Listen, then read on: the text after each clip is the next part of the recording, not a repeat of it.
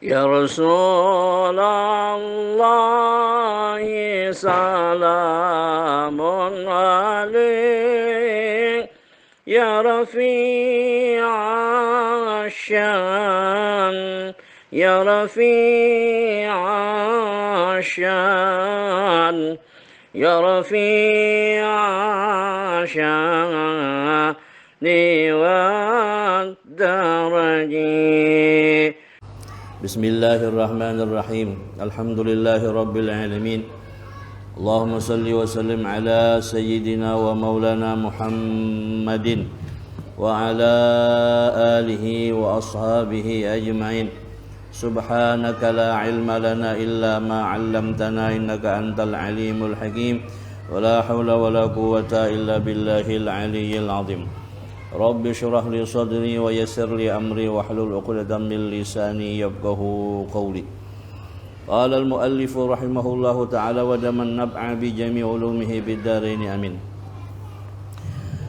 Jamaah sekalian yang dirahmati oleh Allah Subhanahu wa taala, alhamdulillah kembali dengan izin Allah Subhanahu wa taala kita melanjutkan daripada amaliyah rutin kita pembacaan Ratibul Atas yang dilanjutkan dengan niat sama-sama kita yaitu talabul ilmi.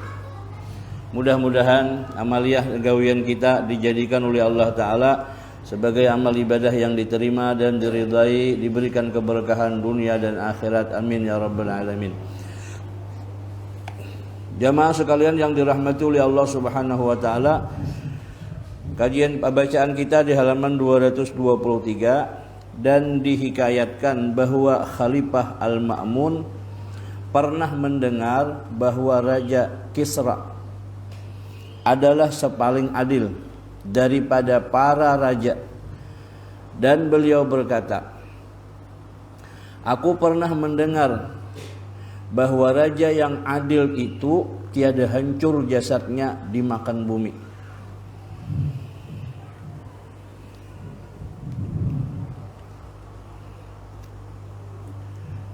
Maka beliau bercita-cita hendak ke kubur Kisra dan membukanya. Maka berangkatlah ia ke kubur Raja Kisra dan membukanya sendiri akan wajahnya. Maka tiba-tiba beliau melihat mukanya bersangatan elok dan tampan, dan kain kapannya tetap seperti dahulu. Jadi ini raja ini non muslim tapi adil luar biasa. Nah, ujar Khalifah Al-Ma'mun, dulu aku pernah mendengar bahwa raja yang adil itu jasadnya tidak dimakan oleh bumi. Nah, lalu Sidin membuktikan, didatangilah kuburan Raja Kisra ini. Begitu dibuka, apa yang dilihat Sidin? Wajahnya itu tiba-tiba beliau melihat mukanya bersangatan elok dan tampan. Bahkan kain kapannya tetap seperti dahulu, kada hancur-hancur. Dan tiada berubah sedikit pun. Dan di jarinya ada cincin daripada yakut ahmar yang ada tulisannya dengan bahasa Faris. Maka ta'ajjublah Khalifah ketika itu dan berkata, hada rajulun majusiyun abidun nari walam yudayyi'illahu ma kana yaf'aluhu minal adli fir ra'iyah. Artinya, ini adalah laki-laki yang beragama Majusi yang menyembah api dan tiada menyia-nyiakan oleh Allah Ta'ala akan segala perbuatannya daripada adilnya kepada rakyat. Ini dalam kitab ini disebutkan bahwasanya Raja Majusi itu adalah Raja Kisra itu beragama Majusi penyembah api. Tetapi karena berlaku adil, maka ada saja balasan yang diberikan oleh Allah Subhanahu wa taala kepadanya. Jadi kan ada dua contoh sejarah riwayat yang konkret dalam arti berkaitan dengan perbuatan-perbuatan yang walaupun dilakukan oleh non muslim tetapi Allah tetap memberikan kebaikan. Seperti Abu Lahab. Ini kan ketika Nabi lahir diberikan hadiah. Saking senangnya keponakan lahir laki-laki, maka Suwaibatul Aslamiyah langsung dibebaskan, tidak lagi menjadi budaknya.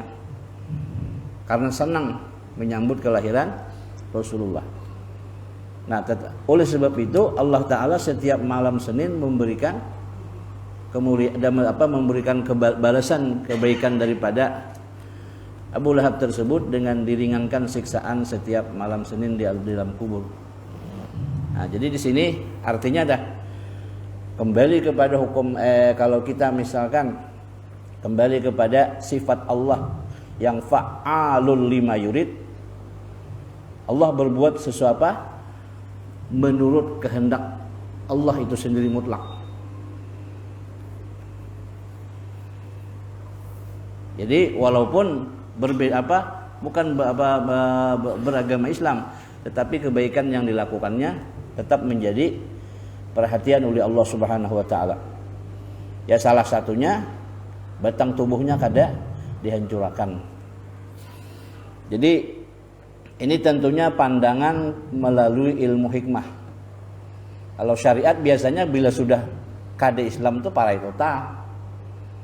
Kan gitu.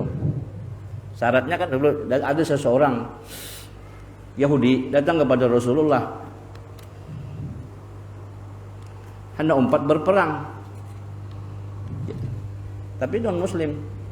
Jadi ujar Rasulullah, apa alasanmu? Woi, kita ini sekampung dan kampung kita ini dihina. Jadi rupanya motif ataupun niatannya nompat berperang itu karena merasa dihina sekampung tadi. Non Muslim ujar Rasulullah, jangan, Islam dulu baru boleh. Nah, jadi di situ artinya itu batasan syariat. Nah, ketika pandangan menurut ilmu hikmah apa dengan tauhid, apabila Allah Subhanahu wa taala berkehendak, maka kehendak Allah taala itu mutlak, tidak bisa dibatasi oleh siapapun.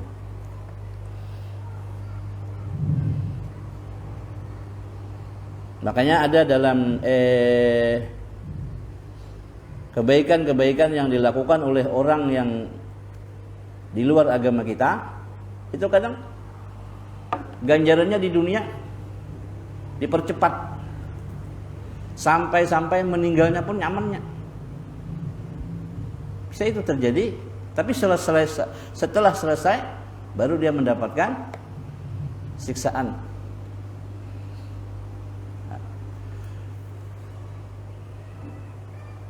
Jadi inti daripada bacaan kita pada malam hari ini itu tentang judulnya adalah bahwa di antara cabang iman itu adalah berlaku adil atau menerapkan hukum secara adil.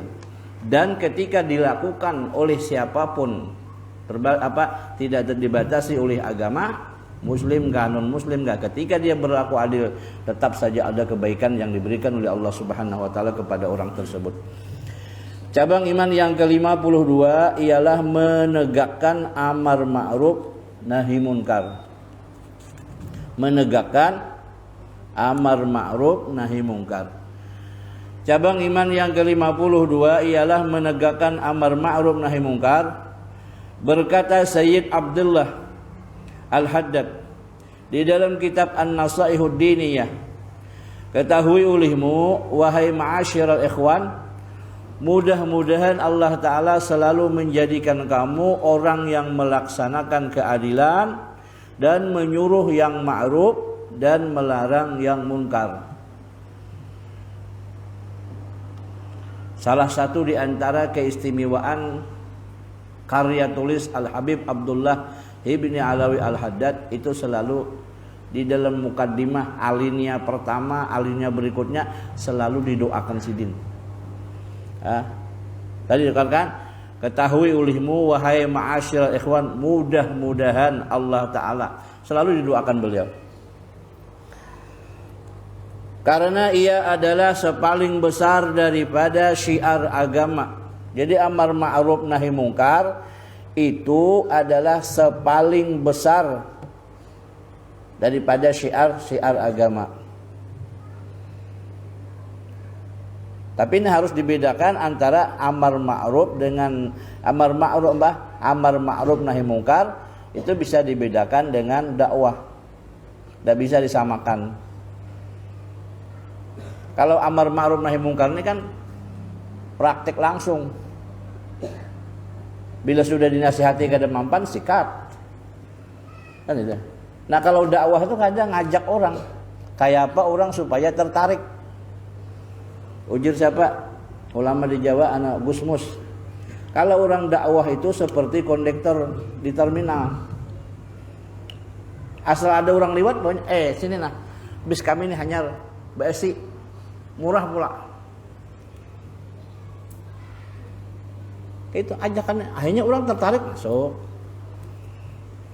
Tapi kalau misalkan ada orang di terminal langsung, kan masuk ada ngaruh pokok. Nah, itu lain kisah. Nah, jadi harus bisa juga tuh. Artinya membedakan mana amar ma'ruf nahi mungkar, mana dengan dakwah.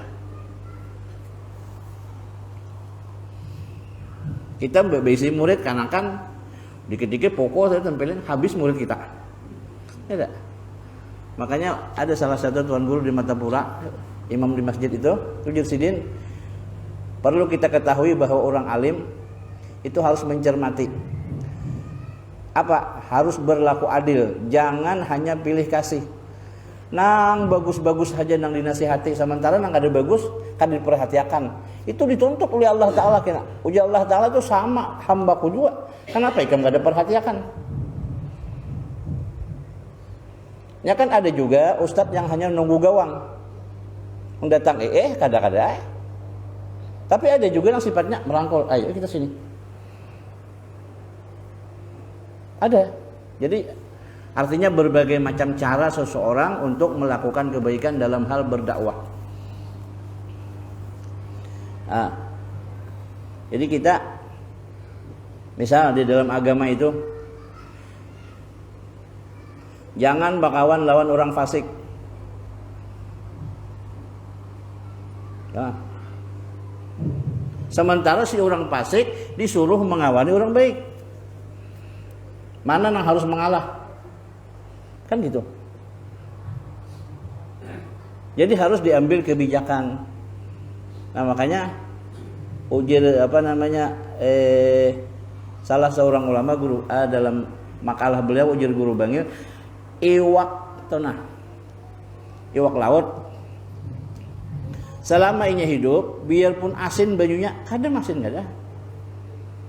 Artinya tuh biar lingkungan kita itu lingkungan pemabuk beritaan, asal kita kuat pendirian kan itu pengaruh.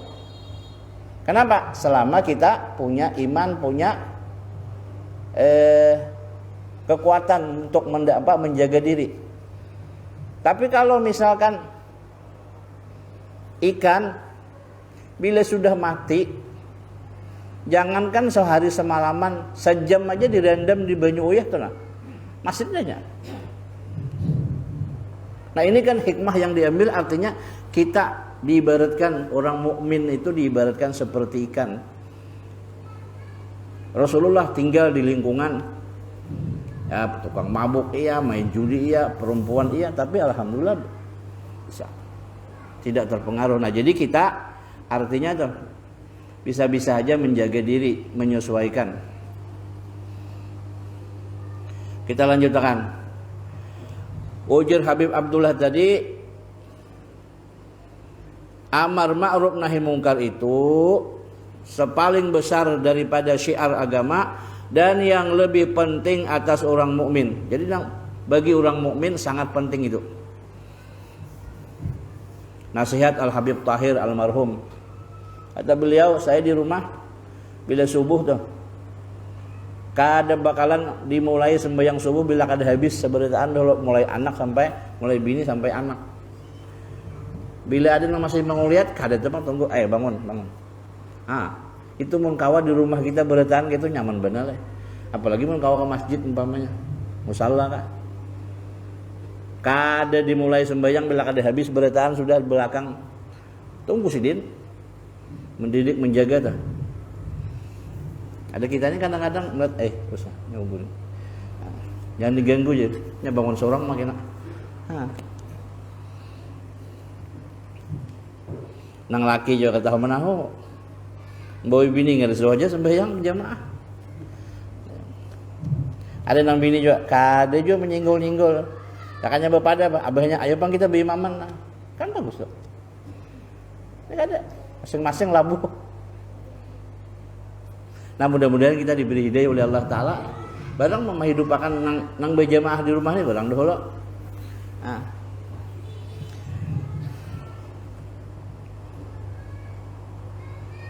Nih, ada sebuah pemikiran.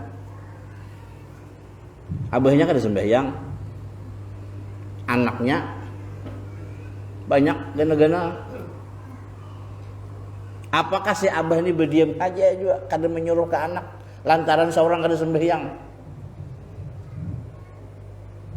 Amun si abah ini berdiam aja kada menyuruh, itu dua kesalahannya. Satu kesalahannya kada sembahyang, dua kesalahannya kada menyuruh. Mbah mun menyuruh bang salah lah. Kada. Nang ayat yang dimaksud nang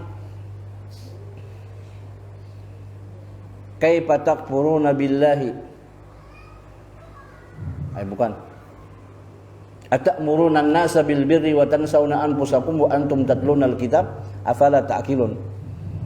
Itu kan rujukannya kepada orang-orang zaman dahulu yang sudah betul-betul kenal dengan sifat-sifat Nabi, tahu sudah, tapi nya kada mau menuruti. Kalau misalkan kita kada berbuat kebaikan lantas anak dibiarkan aja, kan itu kesalahan besar. Makanya di dalam dunia pendidikan, kalau zaman dahulu guru itu digugu dan ditiru. Tapi dalam modern sekarang guru adalah seorang desainer. Guru menyuruh membangkitkan semangat anak itu,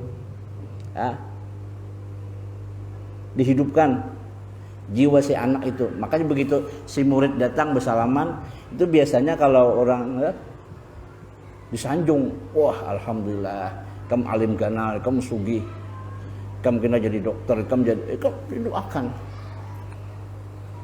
Jadi tertulis terlintas di benaknya sudah ada.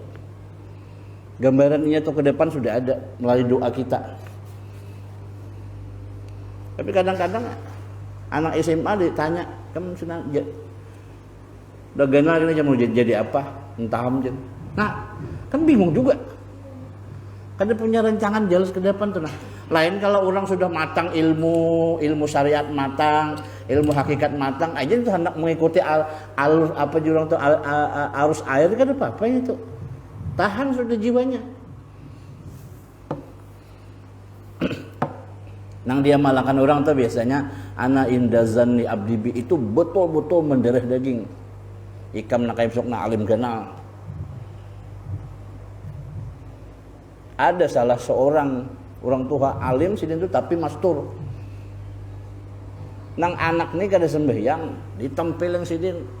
Pak, ikam nak jadi wali ganal.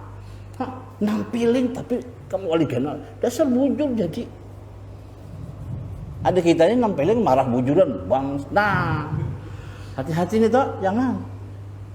Doakan.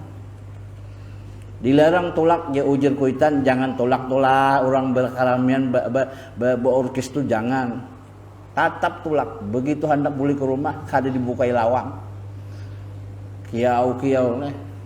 Sekali membukai nang kuitan nang mama to bu untungnya ikam, anakku beruntung dunia akhirat. Cobaan kita buka lawang pak kepala anak lemir, apa jadinya? Nah, jadi kita ujian nasihat guru sekumpul napa? Kalau kita marah kepada orang berbuat maksiat tapi hati tetap mendoakan. Oh, mantap banget itu.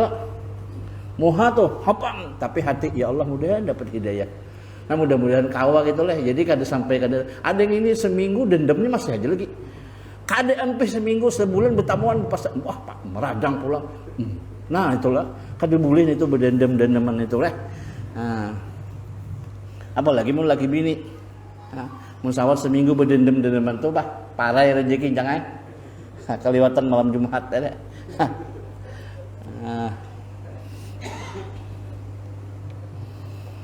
Maka sesungguhnya menyuruh oleh Allah Ta'ala atas yang demikian itu di dalam kitabnya dan atas lisan Rasulnya. Jadi Allah Ta'ala menyuruh amar ma'ruf nahi mungkar itu di dalam Al-Quran ada, melalui lidahnya Rasulullah juga ada, sebagai dorongan dan ancaman bagi orang yang meninggalkannya. Jadi bila kita meninggalkan amar ma'ruf nahi mungkar ada ancamannya. Seperti firman Allah Subhanahu wa taala, "Wal takum minkum ummatun yad'una ilal khairi wa ya'muruna bil ma'ruf wa yanhauna 'anil munkari wa ulaika humul muflihun." Artinya, dan jadilah engkau daripada umat yang mengajak kepada kebajikan dan menyuruh kepada ma'ruf dan melarang daripada kemungkaran, maka mereka itu adalah orang-orang yang beruntung. Jadi apabila kita mengajak kepada orang lain untuk berbuat baik, mencegah daripada perbuatan mungkar, perbuatan kita itu termasuk oleh Allah Ta'ala diberikan mereknya adalah orang yang beruntung, yang mampu melaksanakan amar ma'ruf nahi mungkar. Ini salah satu di antara dalil Al-Quran yang menyatakan bahwa amar ma'ruf nahi mungkar itu sangat bagus. Dan lagi firman Allah Subhanahu wa taala, "Kuntum khaira ummatin ukhrijat lin-nasi ta'muruna bil ma'ruf wa tanhauna 'anil munkar wa tu'minuna billah." Artinya kalian adalah sebaik-baik umat yang keluar untuk manusia dan menyuruh yang ma'ruf dan melarang daripada kemungkaran dan beriman kepada Allah Subhanahu wa taala. Dipadahkan orang amar ma'ruf nahi mungkar itu adalah khaira ummatin, sebaik-baik umat. Su'ilan Nabi sallallahu alaihi wasallam ayyul a'mali afdalu? Qala as-salatu li waqtiha wa birrul walidaini wal jihadu fi sabilillah. Dan ditanya akan Nabi sallallahu alaihi wasallam apakah amal yang paling afdal? Maka jawab Nabi, salat pada waktunya. Amalan yang paling bagus, yang paling istimewa adalah salat di awal waktu. Dan berbakti kepada orang tua. Jadi setelah salat, bakti kepada orang tua. Dan yang ketiga, berjihad di jalan Allah Subhanahu wa taala. Dan firman Allah Subhanahu wa taala, "Lu'inal ladzina kafaru min bani Israil ala lisani Dawud wa Isa bin Maryam, dzalika bima asaw wa kanu ya'tadun, kanu la yatanahau 'an munkarin fa'aluhu, labisa ma kanu yaf'alun." Sudah sampai waktu Isya, kita sambung minggu depan. Sebelum kita tutup ada sebuah pemberitahuan ataupun undangan, sekaligus pemberitahuan dan undangan bahwa peringatan Maulid Nabi di musalla ini pada hari Rabu tanggal 3 November 2021, penceramahnya adalah Al-Mukarram Guru Abdul Rauf Rasyidin dari Banjarmasin. Jadi malam Kamis depan. Dan kita insya Allah untuk maghribnya libur.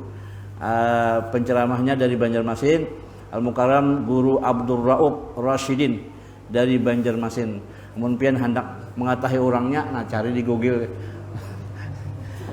Sebelum mari kita tutup dengan membaca doa khatmul majlis. Ya Rabbana ta'arabna bi anna naqtarabna wa annana asrabna ala ladha ashrabna fatub alaina taubatan silu kulla hawba wastur lana al-awrati wa aminir rawati waghfir li walidina rabbi wa mauludina wal ahli wal ikhwani wa sairil khillani wa kulli dhi mahabbah أو جيرة أو صحبة والمسلمين أجمعين ربي أسمع فضلا وجودا منا لا باكتساب منا بالمصطفى الرسول نهضى بكل سول صلى وسلم ربي عليه أدى الحب وآله وصحبه عدد تشي صحبي والحمد للإله بالبدء والتناهي والحمد للإله بالبدء والتناهي بفضل سبحان ربك رب العزة عما يصفون وسلام على المرسلين والحمد لله رب العالمين.